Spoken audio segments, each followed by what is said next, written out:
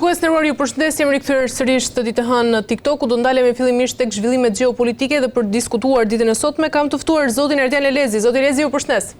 Dhe përshëndes nderuar, kënaqësi për ftesën. Zoti Elezi, e nisim fillimisht me Zelenskin, i cili ka kërkuar një takim të ri me aleatët evropian menjëherë pas konsultimeve me Shtetet e Bashkuara të Amerikës, duke sinjalizuar kështu edhe një koordinim të ri diplomatik. Si e shihni tashmë, apo tenton Ukraina të unifikojë qendrimin euro-atlantik përpara një faze të re negociatash, apo kemi ndërkaq edhe sinjale për divergjenca me Shtetet e Bashkuara të Amerikës edhe Europës? Absolutisht, nderuar, kjo lidhet pikërisht me këtë të fundit që ju thanë, duke qenë parasysh që janë prish paksa ekuilibrat, janë prish ekuilibrat në këtë zonë të rëndësi gjeostrategjike midis SBA-s dhe perëndimit në qasjen e tyre që kanë për zgjidhjen e konfliktit dhe arritjen e paqes dhe dhënies fund luftës, dhe pikërisht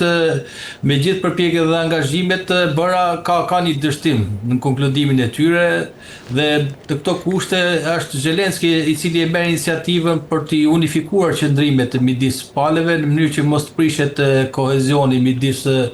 gjithë këtyre faktorëve. Ke parasysh qoftë SBA-n dhe Bashkimin Evropian, të që tashmë edhe me daljen e dokumentit strategjisë sigurisë kombëtare të SBA-s ka prioritete të tjera, nuk janë thjesht vetëm një zonë, është më tepër kjo e konfliktit, po janë prioritete dhe interesa të tjera, dhe kjo është përpjekja që bën Zelenski pikërisht për të ruajtur këtë ekuilibër dhe për ta unifikuar sa më tepër në mënyrë që mos ketë përçarje dhe divergjenca në qëndrimet dhe vendimet që do merren për sa i përket arritjes së paqes dhe marrëveshjes. Për kjo është ajo që bën një investim që bën Zelenski në këtë drejtim. Kemi parasysh që janë një odise takimesh, cilët për hir të vërtetës kanë dështuar dhe nuk kanë dhënë atë produkt, dhe kërkon që përmes këtyre takimeve Zelenski çfarë t'jape sinjale për unifikimin e gjithë qëndrimet që bëjnë aktorët, qoftë perëndimi përçar, po edhe SBA-ja, në mënyrë që të sa më pak të reduktohen divergjencat midis tyre. Është më tepër një qasje edhe strategjike, kemi parasysh rolin që ka SBA-ja në këtë drejtim, si forcë kryesore, ushtarake, fuqinë e saj diplomatike, ekonomike, po pa neglizhu këtu edhe faktorin evropian, i cili çfarë ka rolin e saj përcaktues për sa i përket zbatimit sanksioneve, por edhe për anën ekonomike dhe një litar i rëndësishëm diplomatik, tashmë i cila nuk mund të neglizhohet. Zelenski tenton të vënë në balancë pikërisht këto elemente, të ruajë ekuilibrin dhe kohezionin strategjik të gjithë aktorëve, por edhe të jap një farë mënyre të jap edhe perëndimit nga njëra në peshën e vet, në mënyrë që mos avantazhohet shumë SBA-ja në qëndrimet e saj, të cilat nuk i konvenojnë Rusisë, nuk i konvenojnë Ukrainës, por që Bashkimi Evropian dihet që ka që ka ato qëndrimet e veta, është më kategorike dhe më pro asaj. Dhe përpjekja edhe ky qëndrim i Zelenskit është për unifikimin e qëndrimeve që kanë të dy palët, duke mos e neglizhuar absolutisht edhe Evropën, por duke e përfshirë atë në negociata. Nga ana tjetër, zoti Elezi, a është duke përdorur Rusia presionin ushtarak pra si një mjet për të forcuar këtu dhe pozicionin e saj negociues, sepse ndërkohë që flitet për diplomaci, Ukraina nga ana tjetër raporton dhe intensifikimin e sulmeve ruse në vijën e frontit? Absolutisht e nderuar, kjo do ne dim doktrinën ruse të luftës, është edhe rasti tipik që po e konkludon gjithçka në terrenin e luftimeve, nuk cedon absolutisht në ato, madje përmes saj kërkon ta përdorë edhe nesër të kryesën e vizitimit si një mjet presioni diplomatik në mënyrë që zhvillimet në terren, ato të cilët ajo i ka konkluduar, i ka arrit, duke e quajtur këtë si një operacion special, jo një luftë totale, në kuptimin e asaj që nuk e ka përshkallëzuar luftën në gjithë dimensionin e një lufte totale, në kuptimin e saj, po duke fokusuar te kjo zona me rëndësi saj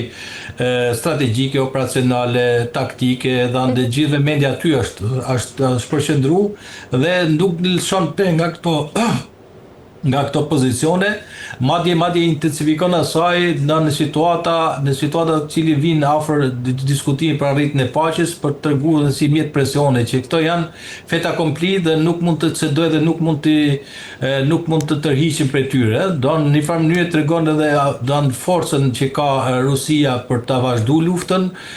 për të marrë pozicionet që ka edhe për treguar edhe presionin diplomatik, politik, ushtarak që në tërëzën e bisedimeve jam unë ai që vendosit dhe objektivat e mi absolutisht nuk do të neglizhohen. Kjo është një farë mënyrë forca e Rusisë në dallim me perëndimin, aq më tepër edhe me Ukrainën, e cila ndihet e pasojë për të përballë. Kemi parasysh ato që po ndodh dhe situata është një shprehje tipike e realizimit të doktrinës ushtarake ruse e përdorur në rastin konkret si mjet diplomatik, një mjet diplomatik e cila fal këtij rezultati Rusia është më komode në kuptimin e asaj që kërkon, dhe nuk kemi një tërheqje saj nga ato arritjen e atyre objektivave të saj final strategjik. Qartë, zoti Lezi, nga ana tjetër, në një moment kur Shtetet e Bashkuara të Amerikës po rishikojnë edhe prioritetet globale, Zelenski thekson se ka nevojë për konsultime në një rreth më të gjerë me partnerët evropian. Mendoni se tashmë Ukraina po kërkon një rol më të fortë të Europës në gjithë procesin e paqes? Po absolutisht e nderuar, sepse ka këtë dilemën e pasigurisë Ukraina e ka, sepse SBA, siç e tham edhe në pyetjen e parë, SBA ka prioritetet e saj të materializuar tashmë dhe të formalizuar dokumentin e ri të strategjisë sigurisë, ku vëmendja është Europaqësori, është Euroazia, pjesa tjetër e gjithë bota, janë shqetësimet globale dhe pikërisht për të rritur një lloj balancimi të fuqive dhe mbështetjes që kërkon në rastin konkret, pikërisht nga ky shpërqendrim vëmendje i SBA-s dhe këtyre prioriteteve reja që ka dalë, kërkon të japë Evropës një rol të saj. Po kjo nga ana edhe Evropa e shfrytëzon për zveti këtë, do të thonë do që të përditësohet, do të ta përfitojë sa më tepër në lidhje me eksperiencën dhe situatën në Ukrainë në funksion të realizimit atë dimensionit jo të fortë të saj politik ushtarak dhe të mbrojtjes dhe çështjeve të sigurisë dhe pikërisht nisur nga kjo edhe Evropa ka një harmonizim të qëndrimit veta me ato të interesin Ukrainës, sepse një dështim i skenarit Ukrainës do të thotë që edhe një dobësim i Evropës si aktor i fuqishëm në marrëdhënie ndërkombëtare dhe është rasti për ta dëshmuar këtë Evropa dhe pikërisht këtu Evropa shumë e fortë dhe nga Ukraina po të themi që është shumë afër Evropës në qëndrimet e veta në dallim me skenarit tanë amerikan dhe prioritetet amerikane të cilet America First dhe kur themi America First kemi parasysh interesat e saj në raport me çdo problem tjetër. Por që nuk i neglizhon aleatët, por thotë që aleatët të kenë edhe ato në vëmendjen e tyre shqetësimet në përballimimin e sfidave të sigurisë vetë, me bërjen e detyrat shtëpisë duke u përqendruar në burimet e tyre, duke ripar dokumentet e strategjisë sigurisë, duke parë marrëdhëniet me NATO-n, sikundër dhe forcimin e atyre dimensioneve që tham, të cilët tashmë janë ndërgjegjësuar gjithë shtetet e Evropës, por që duan edhe ato kohën e tyre që të konkretizohen për sa i përket realizimit të